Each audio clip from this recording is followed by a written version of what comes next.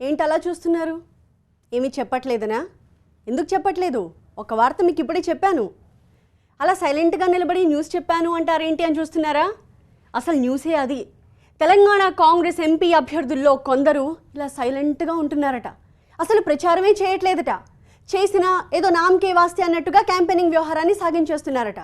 దీని వెనుక కారుతో లోపాయికారి ఒప్పందం ఏమైనా జరిగిందా అన్న చర్చ కూడా రాజకీయ వర్గాల్లో జోరుగా సాగుతోంది. అసలు ప్రచారమే భారమైతే గెలుపు దూరం కాదా? ఇంతకీ తెలంగాణ కాంగ్రెస్లో ఏం జరుగుతోంది?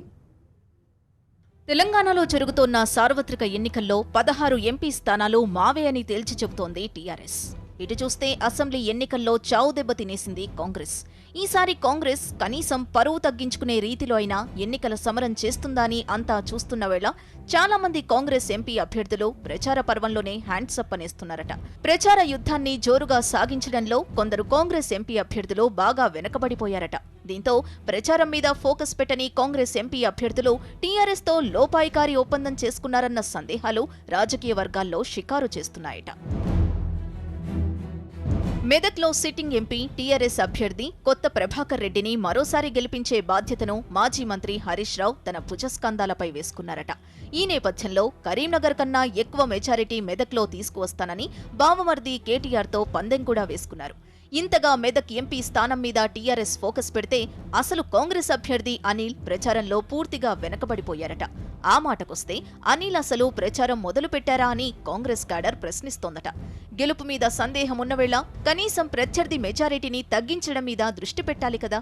ఇలా సైలెంట్ అయిపోతే ఎలా అని కార్యకర్తలు ఆవేదన వ్యక్తం చేస్తున్నారట.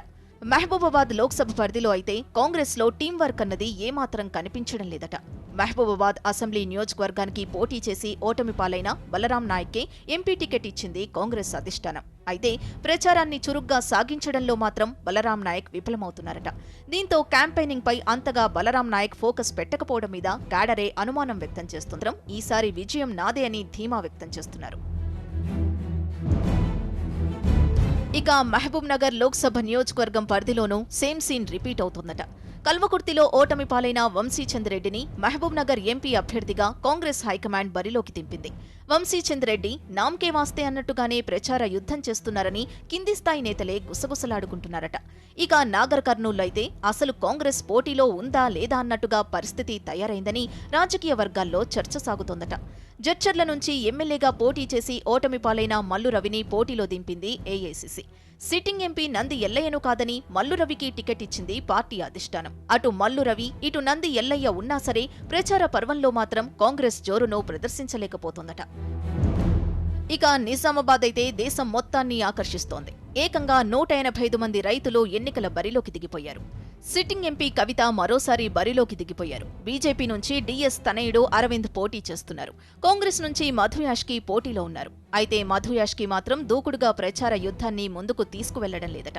అటు కవిత కూడా అసలు పోటీ అంతా టీఆర్ఎస్ బీజేపీ మధ్య అని తేల్చి చెప్పేస్తున్నారు. దీంతో మాజీ ఎంపీ ఏఐసీసీ కార్యదర్శి మధు యాష్కి నిజామాబాద్ వారిని లైట్ తీసుకున్నారా? అలా తీసుకోవడం వెనుక కారణమేంటన్న చర్చ జిల్లాలో జోరుగా సాగుతోందట. ఇక జహీరాబాద్ నుంచి కాంగ్రెస్ అభ్యర్థిగా మదన్ మోహన్ రావు పోటీ చేస్తున్నారు. మదన్ మోహన్ మంత్రి ఎర్రబెల్లి దయాకర్ రావుకి అల్లుడు. అయితే మదన్ మోహన్ కూడా ప్రచారంలో చాలా స్లోగా ఉన్నారట. జహీరాబాద్లో జరిగిన రాహుల్ గాంధీ సభ కూడా అట్టర్ ఫ్లాప్ అయింది.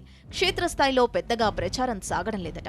దీంతో అసలు మామ ఎర్రబెల్లి దయాకర్ రావు పార్టీని గెలిపించడానికి మదన్ మోహన్ సీన్లోకి వచ్చారన్న చర్చ కూడా పొలిటికల్ సర్కిల్స్లో సాగుతోందట.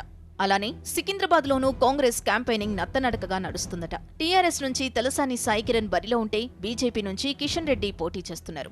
అసలు పోరు అంతా వీరిద్దరి మధ్య సాగుతున్నట్టుగా ఉందట ఎన్నికల ప్రచార సరళిని చూస్తుంటే. సికింద్రాబాద్ కాంగ్రెస్ ఎంపీ అభ్యర్థి అంజన్ కుమార్ తనదైన దూకుడును ఎందుకు తగ్గించుకున్నారన్న ప్రశ్న పార్టీ క్యాడర్లోనూ హల్చల్ చేస్తోందట. ఇలా ముఖ్యమైన నియోజకవర్గాల్లో కాంగ్రెస్ పార్టీ ప్రచార యుద్ధంలోనే వెనకడుగు వేస్తోందట. దీంతో కీలకమైన స్థానాల్లో కాంగ్రెస్ అభ్యర్థులు కేవలం అలంకార ప్రాయంగానే క్యాంపెయినింగ్ చేస్తున్నారని పార్టీలోనే చర్చ సాగుతుందట. ఈ పరిస్థితిని తెలంగాణ కాంగ్రెస్ స్వయంకృతాపరాధమా లేక టీఆర్ఎస్ అభ్యర్థులను గెలిపించడానికి కొన్ని కాంగ్రెస్ కండువాలు లోపాయికారి ఒప్పందం చేసుకున్నాయా అని పొలిటికల్ సర్కిల్స్లో డిస్కషన్ నడుస్తోందట.